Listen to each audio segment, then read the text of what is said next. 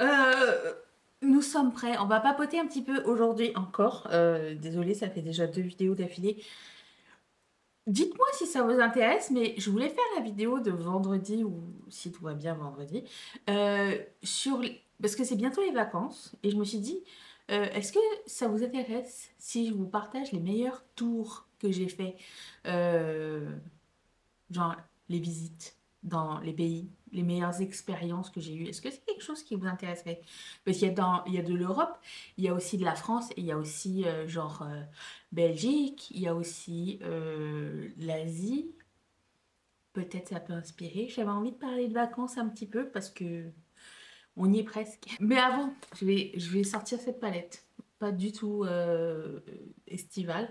Mais on va se maquiller avec ça parce que c'est ce que j'ai pioché, d'accord? Et aussi, on va parler, c'est l'update mensuel de ma remise en forme. Il y a eu quelques, comment on dirait, breakthrough, j'ai envie de dire, des nouvelles étapes dans cette remise en forme dont j'avais envie de vous parler. Je vais commencer avec la couleur Till Death Do Us Part. Je ne sais pas comment je vais faire ce make-up parce que tout est foncé, mais bon. Euh, alors, si vous venez d'arriver, je fais un petit résumé. Je fais une remise en forme depuis mars 2025. J'essaye de manger mieux et je fais beaucoup de sport. Euh, Par beaucoup de sport. Alors, beaucoup de sport pour moi, hein, je ne sais pas pour qui, mais pour moi. Parce que je suis partie de zéro sport à minimum 1 heure de sport par jour, 5 fois par semaine. Et donc, je vis là-dessus depuis ce temps. Et écoutez, ma vie va mieux grâce à ça. J'ai l'impression que la santé va mieux. J'ai pas de problème de santé. Je ne prends pas de comment dire? Vous savez, les Ozempic, machin, j'ai rien contre. Enfin, si. Enfin, j'en ai pas besoin. Euh, enfin, peut-être j'en aurais besoin, mais je veux pas en avoir besoin. Et donc, je n'ai pas de problème de santé particulier. Je fais ça pour moi, pour voyager plus confortablement. C'est mon why, ma raison d'avoir commencé ça, c'est de pouvoir vivre des choses intéressantes, des expériences, passer du temps avec les gens que j'aime. Et je trouve que c'était pour moi la clé d'avoir commencé ce processus. Alors, la dernière fois que je vous ai vu, je vous avais dit que les food noise, ils étaient revenus, alors que je m'en étais débarrassée. Ils n'étaient pas revenus, ils étaient revenus parce que j'étais prémenstruée et c'est toujours ce qui se passe. À chaque fois que je vais avoir mes règles, j'ai hyper faim. Et tu sais quoi? Je mange quand j'ai hyper faim. Parce que si je mange pas, je suis de mauvaise humeur, je dors mal, je suis de mauvaise humeur et ma qualité de vie, ça ne va pas du tout. Donc j'écoute mon corps et je lui donne ce qu'il veut. Voilà. Ça sert à rien de se torturer. Si tu veux manger ça, mange-le. Et moi, j'ai toujours dit, c'était la culpabilité fait prendre du poids. Si tu fais des choses en culpabilisant, ça va avoir 2 fois plus d'impact que euh, si tu le fais avec plaisir et que tu passes à autre chose. Et aussi, je me mettais beaucoup, beaucoup, beaucoup euh, de pression avec le sport en me disant, si j'en fais plus, je pourrais manger mieux. Enfin, pourrais manger... je- ce que je veux manger aura moins d'impact. Mais au final, je courais pour faire du sport. Tout le temps, tout le temps, tout le temps. Et c'était une pression énorme. Et là, je me suis dit, regarde, 1 heure de sport par jour, 5 fois par semaine, c'est très très bien. Donc, je vais commencer avec ça. Si c'est 1 heure et demie, si c'est 2 heures, si c'est 3 heures, tant mieux. Mais si c'est juste 1 heure, ça sera juste 1 heure. Et puis c'est tout. Ce mois-ci, j'ai appris, plus que les mois précédents, à me, à me donner un petit peu de grâce, un petit peu de répit. Et je suis ma propre... Parce que j'ai pas de date. J'ai pas de date, j'ai pas d'ultimatum, j'ai pas quand est-ce que ça doit se passer, quand est-ce que je veux être mieux. Tous les jours, je vais un petit peu mieux. Donc je me dis, je cours, pourquoi en fait? Parce que pour que ça aille plus vite, ben, ça ira pas plus vite dans le sens où ça va... Je veux pas que ce soit un crash à un moment où où je, comment dire, je fais des trucs en excès et après ça j'arrête.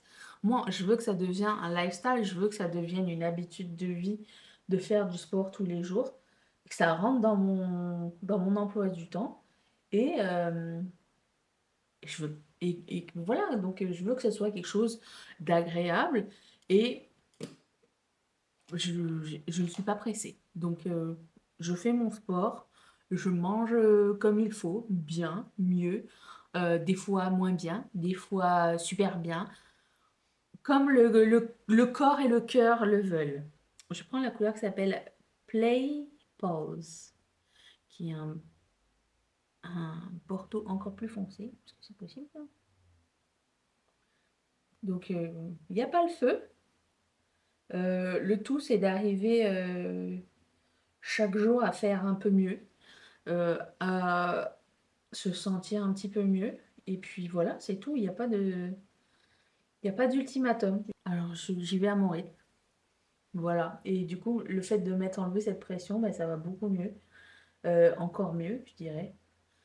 Je comprends pas pourquoi je m'étais mis tant de pression. Écoute, voilà. Donc ça, c'est mon deuxième secret. Ma deuxième révélation euh, pour cette remise en forme, c'est prendre son temps et y aller et ne pas se saouler à le faire en fait. Parce que plus c'est dur, plus tu veux arrêter. Donc, des petits pas chaque jour, c'est mieux que genre un marathon une fois, puis après ça, t'es mort pour 6 mois, tu vois.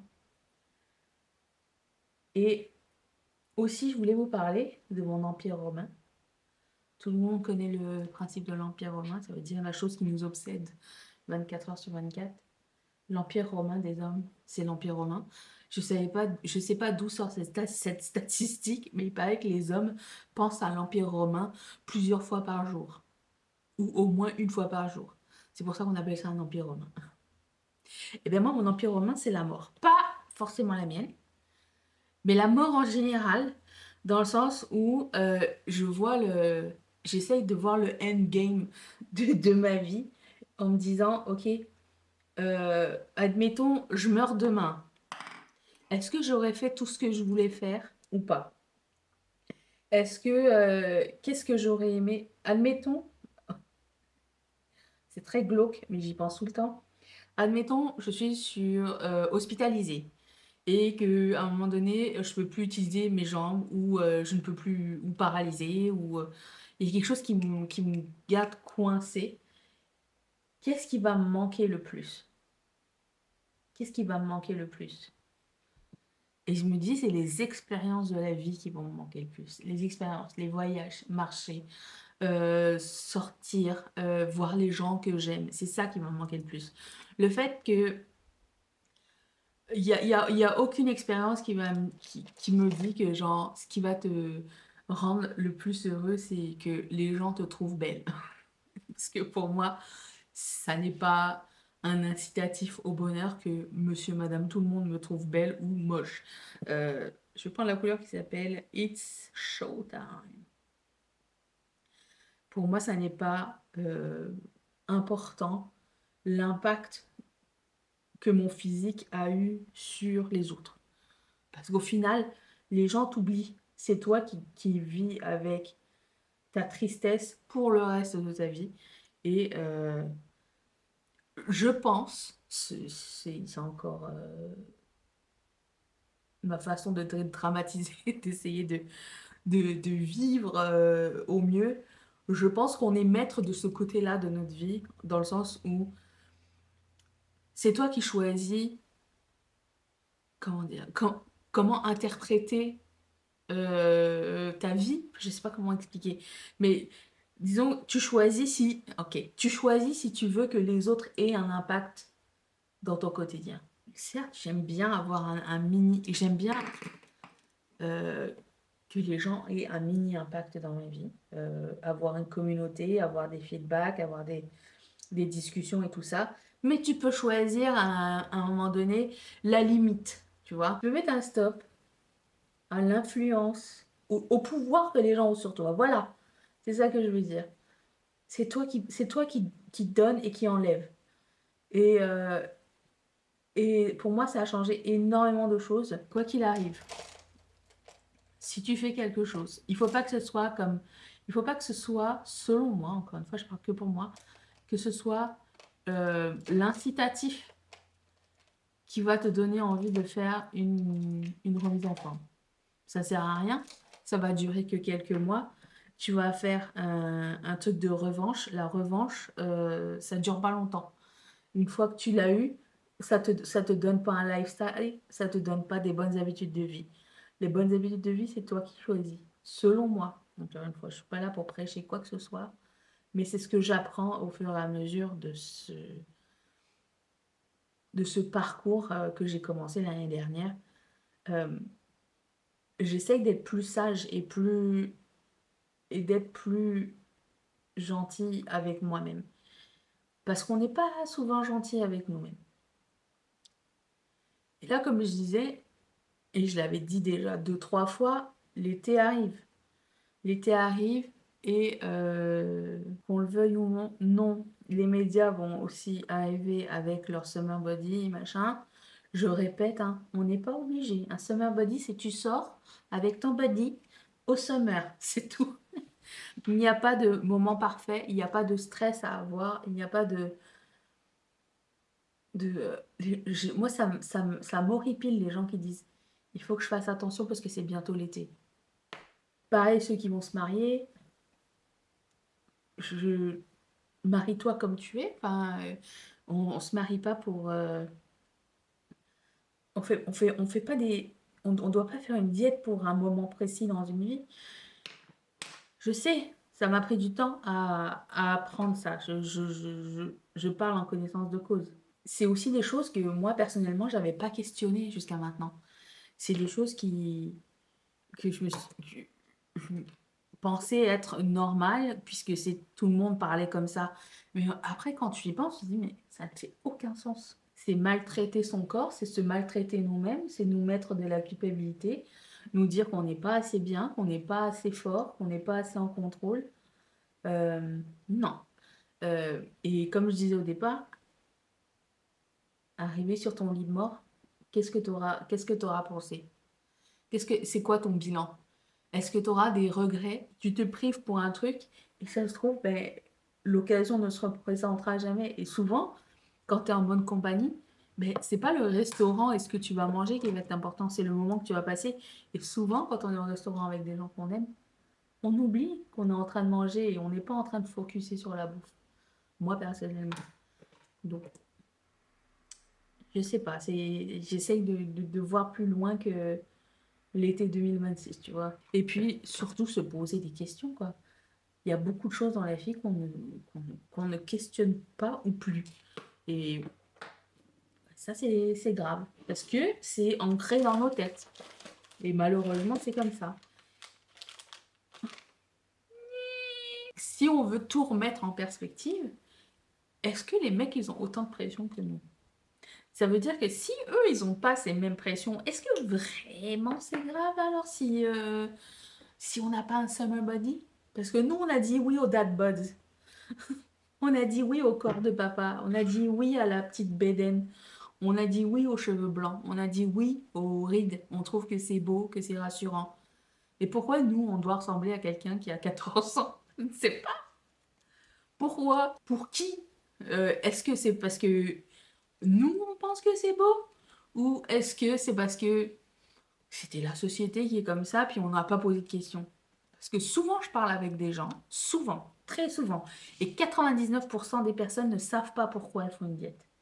ou ne savent pas pourquoi elles se teignent les cheveux, ne savent pas pourquoi elles mettent de l'anti-rides, elles savent pas pourquoi elles font du sport tous les jours. À part de c'est comme ça. Le pire des choses qui puisse arriver, c'est de faire quelque chose qui te rend malheureux au quotidien. C'est ta vie. Tu sais pas combien de temps elle va être là, c'est ta vie. Si ça te rend malheureux, surtout, arrête. Arrête tout. Si faire une demi-heure de sport te rend malheureux, surtout, mon Dieu, ne commence pas.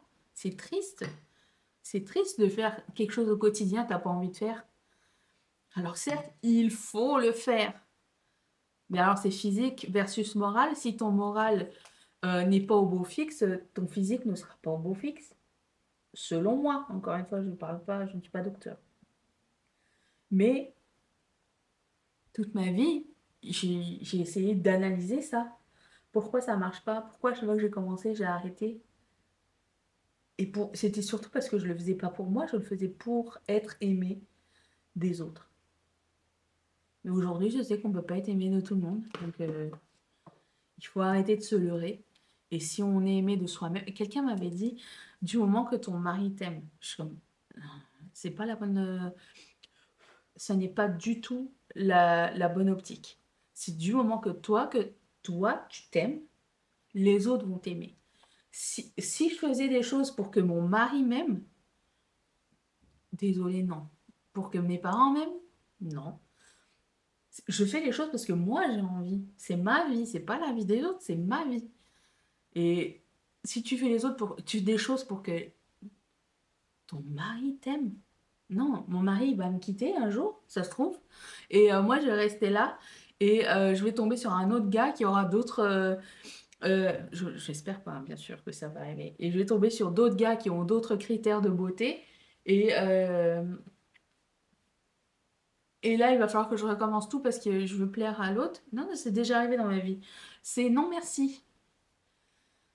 Je me suis moi, je reste fidèle à moi-même. Si ce que j'ai te plaît, tant mieux. C'est pas sûr que toi, ce que tu as me plaît, hein. Mais si ça fit, tant mieux. Si ça fit pas, ben, tout bad. Je vais pas changer pour quelqu'un d'autre et je vous invite à ne pas le faire non plus. Je ne vais pas faire pour plaire à quelqu'un d'autre. Oh non, non, non, non. Ça, c'est des années de malheur, ça, c'est pas possible. Donc, je nous invite, à nous poser des questions. 2, à nous aimer nous-mêmes, à faire ce qu'on a envie de faire et pas nous mettre des pressions. Parce que je pense que c'est la pression qui tue tout, en fait. Les pressions des dates, les pressions des événements. Euh, non, il faut arrêter aussi de penser qu'on est le centre du monde. On se calme 2 minutes. Redescendons sur Terre, nous ne sommes pas si importants, ok? Donc, au final, les gens, ils m'ont vu, ils me verront plus. Euh, et c'est partout pareil. Tu vas à la plage, c'est la même chose. Tu vas à la piscine, c'est la même chose. L'autre fois, j'étais manger chez mes voisins, il y avait 12 autres personnes que je connaissais pas. C'est la même chose. Et mon père, quand j'étais petite, il m'a dit un truc qui m'a suivi maintenant toute ma vie. Parce que, je rappelle, j'ai toujours été grosse, donc à partir de l'âge de 7 ans jusqu'à maintenant. Plus ou moins. Et mon père m'a dit, à un moment donné, dans mon adolescence, est-ce que... Parce que je pense que je voulais pas monter dans un manège ou je voulais pas aller à la piscine ou un truc comme... Je sais plus c'était quoi. Et il m'avait dit, est-ce que tu penses que c'est la première personne... Tu es la première personne grosse que les gens vont voir? Non. Donc... Et depuis, j'ai plus aucune peur. À chaque fois que je vais quelque part, je veux dire, je suis sûrement pas la première et sûrement pas la dernière personne grosse que quelqu'un va voir. Donc, get over yourself. Tout va bien aller. Et puis les gens, ben, souvent, ils en ont rien à foutre de ta gueule. Donc, passons à autre chose. Euh, la vie, c'est pas... Je trouve aussi que c'est un peu égoïste de penser qu'on va être le centre d'attention de quelque chose. Dans le sens où, au final, on n'a pas autant d'importance. Vous ne trouvez pas? Et si ça dérange quelqu'un, bah, qu'est-ce que tu veux? Il va pas te mettre dehors pour dire, madame, vous ne... Vous n'êtes pas à la hauteur de nos standards de beauté. Vous devez sortir. C'est pas possible, ça n'existe pas. Ceci est mon TED Talk. Faites-vous confiance. N'oublions pas que nous ne sommes qu'une mince part de la vie des autres. Donc, euh, aimez-vous vous-même. Parce que personne ne le fera à votre place. Et n'attendez pas que quelqu'un le fasse à votre place. J'ai eu des amis et des copains et des influences comme tout le monde, bons et mauvais. Ça va nous marquer pour toujours, c'est sûr et certain. Mais il faut prendre ce qu'on veut prendre et laisser ce qui nous fait du mal dedans et tirer, je pense, des leçons de tout ça. J'ai bientôt fini mon maquillage. Je vous remercie d'avoir passé ce moment avec moi. Et dites-moi ce que vous en avez pensé. Je vais ouvrir cette conversation parce que je pense que c'est pas un sujet qui est terminé. Et j'aimerais bien que on continue à dédramatiser la chose. Quelqu'un avait dit, j'avais vu sur Instagram, quelqu'un avait dit, quand une fille grosse a confiance en elle, elle promouvoit l'obésité. Moi, personnellement, je ne promouvois pas, je ne promouvois, je ne, ouais, pas l'obésité. Je veux juste que les gens se sentent bien dans leur peau. C'est le plus important. Tu peux être bien dans ta peau, euh, euh, peu importe ton physique, peu importe.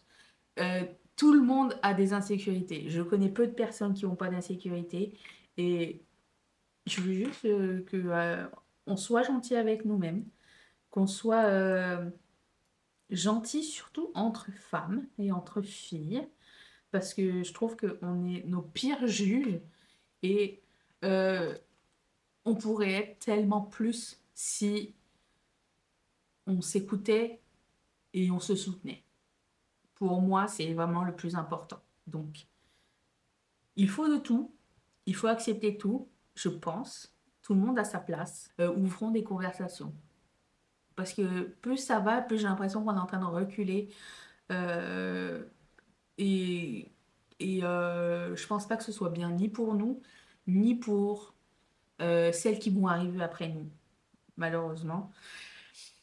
Voilà, bon, j'arrête tout de suite avant de pleurer. Je vous retrouve vendredi dans une prochaine vidéo et merci d'être resté avec moi pour mon TED Talk. Je vous fais de gros bisous. Bye!